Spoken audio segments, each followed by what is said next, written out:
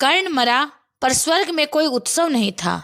बर्बरिक पहुंचा पर उसके स्वागत में देवता भी चुप थे, क्योंकि वहां एक प्रश्न था, क्या ये दोनों मारे गए थे या मारे गए थे क्योंकि श्री कृष्ण चाहते थे? और यही प्रश्न आज आपको उस सत्य तक ले जाएगा जिसे महाभारत में कभी खुलकर नहीं कहा गया। स्वर्ग में प्रकाश था, पर वह प्रकाश कर्ण को चुभ रहा था, क्योंकि यह वही प्रकाश नहीं था जिसकी उसने कल्पना की थी।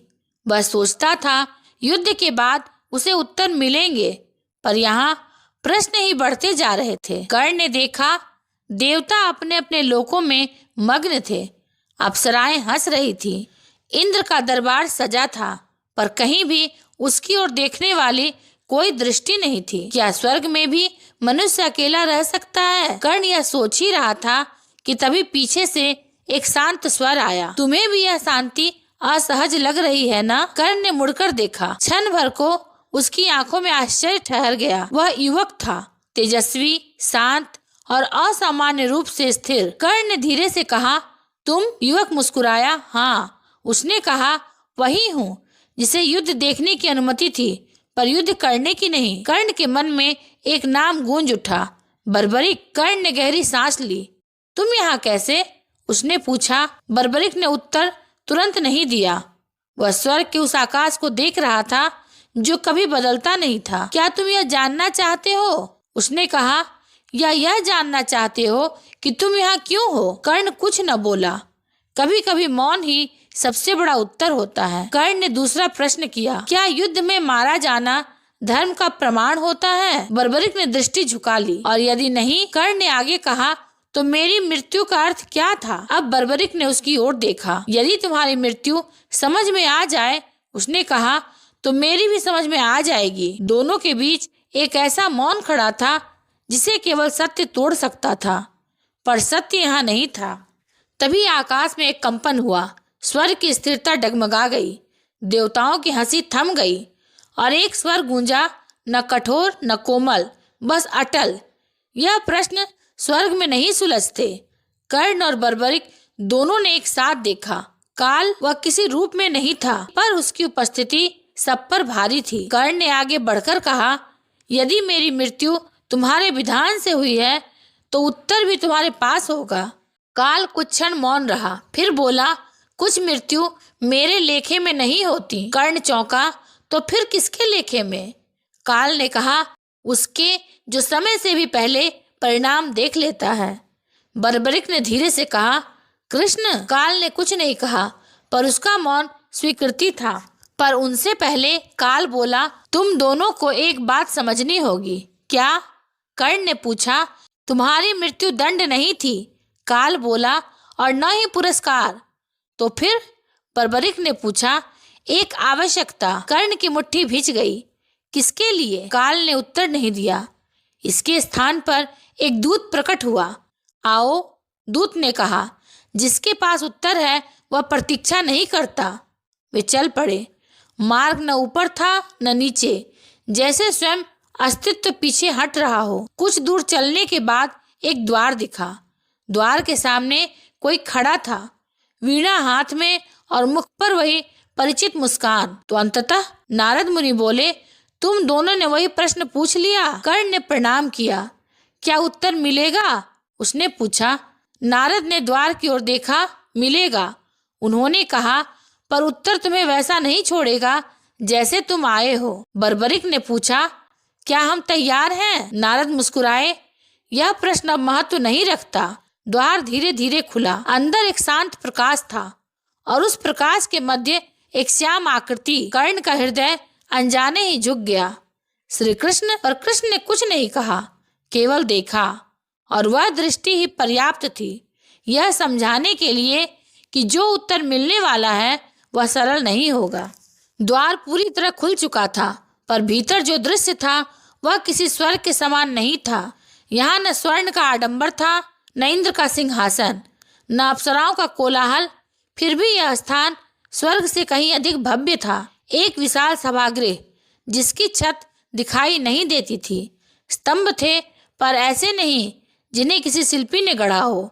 वे स्वयं प्रकाश से बने प्रतीत होते थे। भूमि चिकनी थी, जैसे समय स्वयं यहाँ आकर थम गया हो और मध्य में एक दिव्य आसन, न वह सिंहासन था न साधारण पीठ, वह ऐसा आसन था जिस पर बैठने वाला न ऊंचा दिखता था न नीचा, पर दृष्टि अपने आप उस पर टिक जाती थी। उसी आसन पर श्री कृष्ण विराजमान थे। श्याम वर्ण पीताम्बर का कोमल प्रकाश वक्षस्थल पर कौस्तुभ मणि ऐसे चमक रही थी मानो समस्त ब्रह्मांड का केंद्र वही हो। उनके चरण भूमि को स्पर्श नहीं कर रहे थे और फिर भी समस्त लोग उन्हीं चरणों पर स्थित प्रतीत होते थे। मुख पर न मुस्कान थी न गंभीरता, बस एक ऐसी शांति जो युद्ध के बाद ही जन्म लेती है। कर्ण का मस्तक अपने आप झुक गया।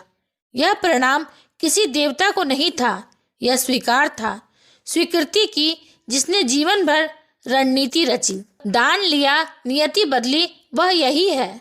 बर्बरिक भी स्तब्ध खड़ा था।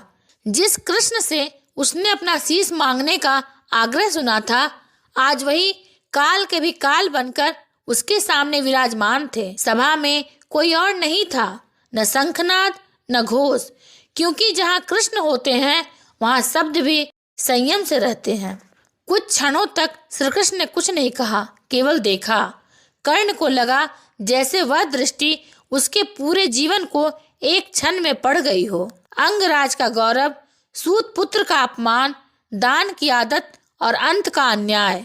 फिर श्री कृष्ण बोले, न ऊंचे स्वर में न धीमे, पर वह वाणी सभा के हर कण में उतर गई। कर्ण, तुम स्वर्ग नहीं आए हो, तुम सत्य के द्वार पर आए हो। कर्ण की आंखें भर आई। यह वही सभा थी जहाँ न पक्ष था न विपक्ष, जहाँ न पाप का लेखा था न पुण्य का प्रदर्शन। यह श्री कृष्ण का दरबार था, जहाँ केवल एक ही न्याय होता है, धर्म का, और उसी धर्म का निर्णय अब होने वाला था। श्री कृष्ण कुछ क्षण मौन रहे। वह मौन किसी प्रश्न की प्रतीक्षा नहीं कर रहा था, वह स्मृति को बुला रहा था। फिर उन्होंने अपना दाहिना हाथ धीरे से उठाया और उसी क्षण सभा का आकाश तरंगित हो उठा। प्रकाश सघन हुआ, वायु स्थिर हो गई। कर्ण और बर्बरिक ने देखा उनके सामने कोई दृश्य बन रहा था। वह कुरुक्षेत्र था। धूल उड़ रही थी, रथों के चिन्ह स्पष्ट थे और बीच में कर्ण का रथ, वही रथ जो पृथ्वी में धंस चुका था। कर्ण की सांस अनजाने ही तेज हो गई। उसने देखा स्वयं को। धनुष नीचे था, नेत्रों में अभी भी योद्धा का तेज था, पर भूमि उसके विरुद्ध खड़ी थी। कर्ण ने कांपते स्वर में कहा, यह वही क्षण है। श्री कृष्ण ने उत्तर नहीं दिया। उन्होंने केवल दृश्य को और स्पष्ट होने दिया। अर्जुन सामने था, गांडीव तना हुआ, पर उसका मुख दुविधा से भरा था। तभी श्री कृष्ण की वाणी गूंजी, कर्ण, तुम इसे अन्याय कहते हो? दृश्य स्थिर हो गया, समय रुक गया। पर क्या तुम्हें स्मरण है? श्री कृष्ण बोले, जब द्रौपदी सभा में खड़ी थी और तुम मौन नहीं थे। कर्ण की दृष्टि झुक गई। सभा का दृश्य बदल गया। हस्तिनापुर वही द्यूत सभा, द्रौपदी की आंखों में वही पीड़ा। कर्ण ने देखा स्वयं को कठोर शब्द बोलते हुए। बर्बरिक ने गहरी सांस ली। श्री कृष्ण बोले, धर्म क्षण भर में नहीं तौला जाता कर्ण, वह जीवन भर संचित होता है। दृश्य फिर बदला। कर्ण का दान, कवच और कुंडल इंद्र सामने खड़े थे। यह दान तुम्हें महान बनाता है। श्री कृष्ण बोले, पर यह भी सत्य है कि इसी क्षण तुमने अपनी मृत्यु स्वीकार की। कर्ण ने पहली बार दृष्टि उठाकर पूछा, तो क्या मेरी मृत्यु पहले से निश्चित थी? श्री कृष्ण ने उसे देखा। वह दृष्टि करुणा से भरी थी। निश्चित नहीं, श्री कृष्ण बोले, पर संभावित अवश्य। बर्बरिक ने साहस कर पूछा, और मेरा? अब श्री कृष्ण की दृष्टि उस पर ठहर गई। दृश्य बदला। युद्ध से पहले का वन, बर्बरिक अपने शस्त्रों के साथ, तीनों लोगों को जीतने का सामर्थ्य, और सामने एक ब्राह्मण, वही ब्राह्मण जो वास्तव में श्री कृष्ण थे। मैंने तुमसे शीश मांगा, कृष्ण बोले, क्योंकि यदि तुम युद्ध में उतरते तो धर्म किसी एक पक्ष का नहीं रहता।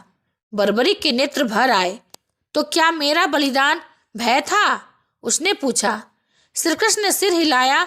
न भय न दया, वह संतुलन था। सभा में गंभीर नीरवता छा गई।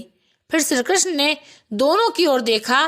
कर्ण, तुम्हारी मृत्यु अर्जुन की विजय नहीं थी, वह धर्म की स्मृति थी। और बर्बरिक, तुम्हारी मृत्यु युद्ध से पलायन नहीं थी, वह युद्ध का भार उठाना था। कर्ण ने धीरे से पूछा, तो क्या हम दोनों सही थे? श्री कृष्ण मुस्कुराए। वह मुस्कान न उत्तर थी न अस्वीकृति। धर्म में सही और गलत अलग अलग नहीं होते, वे एक ही रेखा के दो छोर होते हैं। श्री कृष्ण खड़े हुए। सभा का प्रकाश और गहन हो गया।